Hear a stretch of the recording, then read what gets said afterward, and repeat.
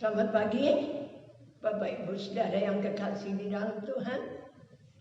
Pagi hari ini kita mau sama-sama beribadah datang kepada Dia. Terlebih dahulu saya ucapkan pada Bapak Ibu Saudara, Shalom. Sama-sama kita datang kepada Tuhan. Pagi hari ini kita mau sama-sama beribadah. Kita mau naikkan syukur kita kepada Tuhan, karena hanya Tuhan yang memimpin langkah hidup kita. Kita angkat satu pujian. Mataku tertuju padamu. Takut tertuju padamu.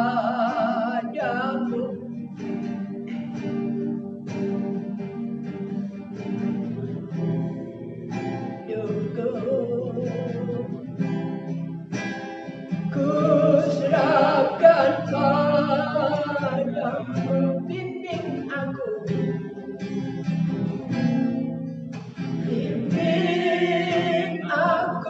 masuk rencanamu,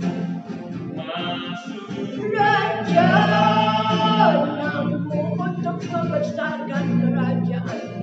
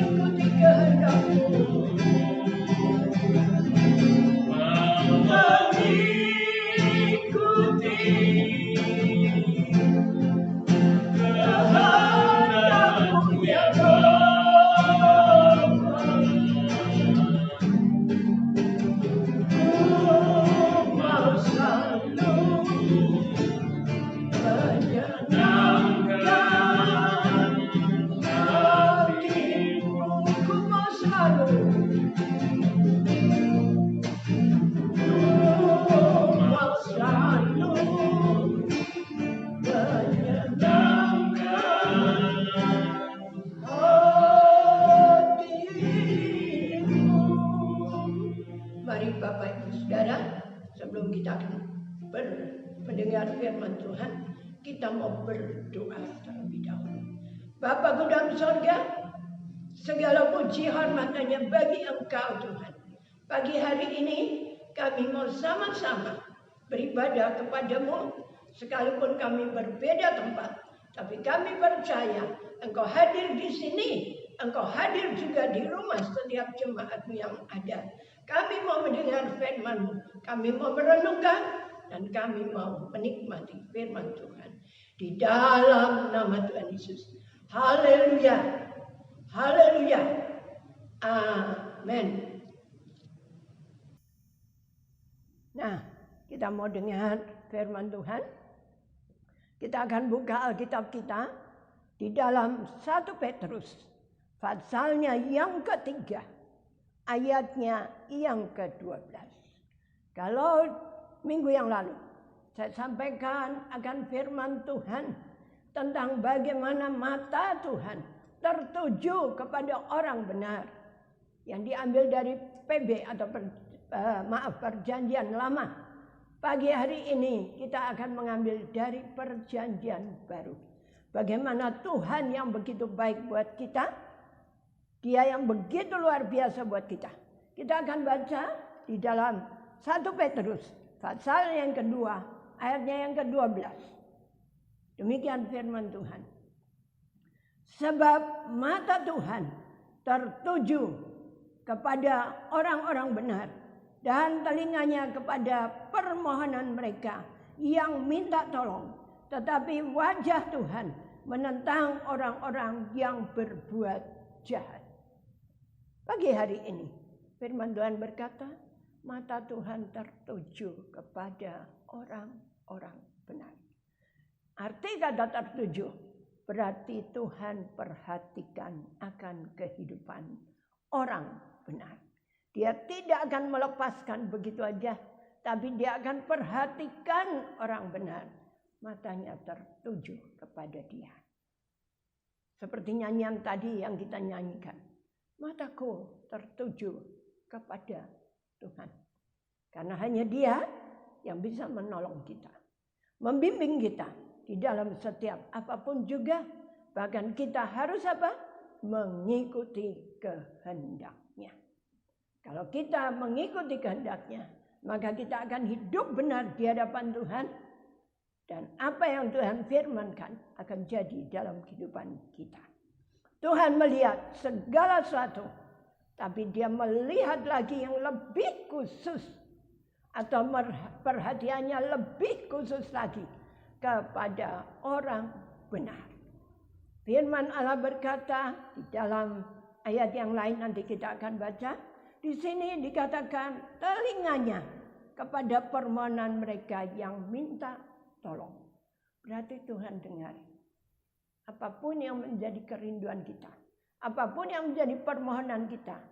Dikatakan dia mendengar permohonan tiap-tiap orang yang minta tolong. Tapi seperti minggu lalu saya sampaikan. Wajah Tuhan menentang orang yang sombong, yang congkak. Bahkan dikatakan akan tidak tanggung-tanggung saya boleh berkata dibiarkanlah. Karena Tuhan tahu siapa kita. Nah di dalam ayat ini nanti kita akan baca di dalam Yesaya. Yesaya pasalnya yang ke-49.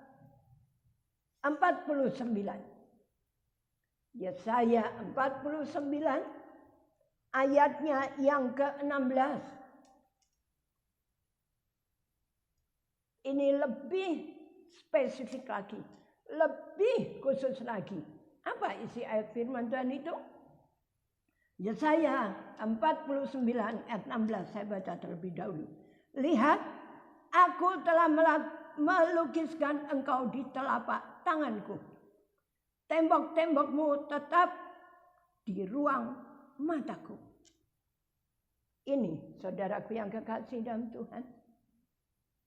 Lihat, aku telah melukiskan engkau di telapak tanganku. Bukan berarti ini satu perhatian yang luar biasa buat kita. Nama kita dilukis di tangannya, di telapak tangannya. Berarti perhatian Tuhan yang luar biasa kepada setiap kita yang mau hidup benar di hadapan Tuhan. Ayat 17 berkata, orang-orang yang membangun engkau datang bersegera. Tapi orang-orang yang merombak dan merusak engkau meninggalkan engkau. Nanti kita akan bahas lebih lanjut. Tapi firman Tuhan pada pagi hari ini boleh mengingatkan kepada setiap kita untuk kita hidup benar di hadapan Dia. Kita baca terlebih dahulu di dalam Yeremia 31. Yeremia 31 ayatnya yang ketiga. Yeremia 31 ayatnya yang ketiga, demikian firman Tuhan. Dari jauh Tuhan menampakkan diri kepadanya. Aku mengasihi engkau dengan kasih yang kekal. Sebab itu aku melanjutkan kasih setiaku kepadamu. Aku, kata Tuhan, mengasihi engkau dengan kasih yang kekal. Kalau yang di atasnya berkata dari jauh Tuhan menampakkan diri kepadanya. Berarti dari jauh-jauh dia sudah melihat kita. Dia sudah perhatikan kita. Dia sudah teliti kita. Dilihat siapa kita. Dan dikatakan aku mengasihi engkau dengan kasih yang kekal. Mengasihi saudara dengan kasih yang kekal. Luar biasa. Dan kalau Tuhan mengasihi kita. Tadi di dalam ayat yang ke-17. Orang-orang yang membangun engkau datang bersegera. Saudara akan dibangun. Akan diberikan yang terbaik. Dan orang-orang yang merombak dan merusak engkau akan meninggalkan engkau. Jadi tidak ada lagi orang yang mau merusak kita. Yang mau mengganggu kita. Tetapi justru yang akan membangun kita. Sebab Tuhan tadi berfirman. Sudah kita baca. Aku akan membangun engkau kembali. Berarti mungkin dulu kita jatuh, mungkin kita rusak, mungkin kita tidak karuan. Tuhan akan bangun kita kembali. Dan Tuhan akan perbaiki akan kehidupan kita. Dalam ayatnya yang keempat.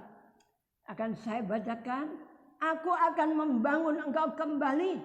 Sehingga engkau sungguh, hai anak darah Israel. Engkau akan dibangun. Berarti akan diperbaiki. Akan dibangun. Akan diberi yang terbaik oleh Tuhan. Akan dibangun kembali. Kalau tadi Tuhan katakan aku mengasihi engkau dengan kasih yang kekal. Luar biasa Bapak Ibu Saudara yang kekasih. Dia akan membangun kita.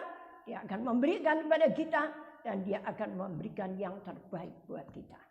Dan sebagai hasilnya. Kalau Tuhan mengasihi kita dengan kasih yang kekal. Orang benar itu akan dipulihkan. Orang benar itu akan dibangun. Orang benar itu akan diberkati. Pasti saudara semua mau dibangun, dipulihkan, diberkati. Saya akan baca ayatnya yang bagian B4. Engkau akan menghiasi dirimu kembali dengan rebana. Dan akan tampil dalam tari-tarian orang yang bersukaria. Engkau akan membuat kebun anggur kembali di gunung-gunung Samaria. Ya, orang-orang yang membuatnya akan memetik hasilnya pula. Sungguh akan datang harinya bahwa para penjaga akan berseru di gunung Efraim. Ayo, marilah kita naik ke Sion kepada Tuhan Allah kita. Tadi dikatakan orang benar akan dipulihkan. Mungkin ekonomi kita, mungkin kehidupan kita, mungkin ya apa yang ada pada kita dipulihkan, dibangun. Dan yang paling indah akan diberkati. Jadi hidup kita kalau diberkati oleh Tuhan, segala sesuatu apa yang kita butuhkan, Dia akan berikan. Bukan apa yang kita perlukan ya. Apa yang kita butuhkan, Tuhan akan berikan. Dipulihkan, dibangun, diberkati. Sebab itu, hiduplah yang benar. Sebab itu, pertahankanlah hidup yang benar yang sudah ada pada kita. Sebab Tuhan Yesus Gembala yang agung akan memulihkan kita. Akan membangun kita, akan memberkati kita. Dan biarlah kita semua mau berjaga-jaga dalam menghadapi hidup situasi yang sekarang ini. Semua pada bilang harus tinggal di rumah. Jangan kita bosan-bosan. Perdekatkan diri kita kepada Tuhan. Istimewa di dalam hari-hari ini. Di dalam menanti ketuangan Roh Kudus. Mari kita setiap sore ambil waktu dengan keluarga berdoa. Minta Roh Kudus turun dalam hidup kita. Sebenarnya Roh Kudus sudah ada dalam hidup kita. 2000 tahun yang lalu sudah dicurahkan. Cuma tetap hidup membara dalam hidup kita. Ataukah padam. Jangan sampai padam. Kalau sampai padam kita rugi. Tapi tetap dihidupkan. Mari. Tiap sore sembahyang. Datang kepada Tuhan. Sama-sama suami, istri, anak. Doa bareng-bareng.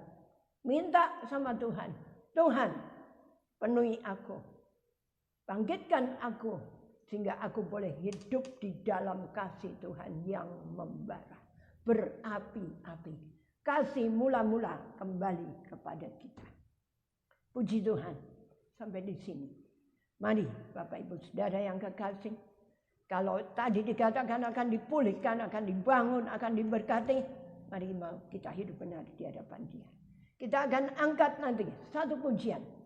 Seperti apa yang tadi kita sudah baca. Di telapak tangan Tuhan terlukis namaku. Ya, saya akan nyanyikan pujian ini. Kalau yang saudara bisa tidukan. Kalau saudara tidak bisa, saya akan nyanyikan pujian ini. Di telapak tanganmu terlukis namaku. Di dalam genggamannya Tuhan ada hidup kita. Di telapak tanganmu terlukis namaku. Di dalam genggamanmu seluruh hidupku.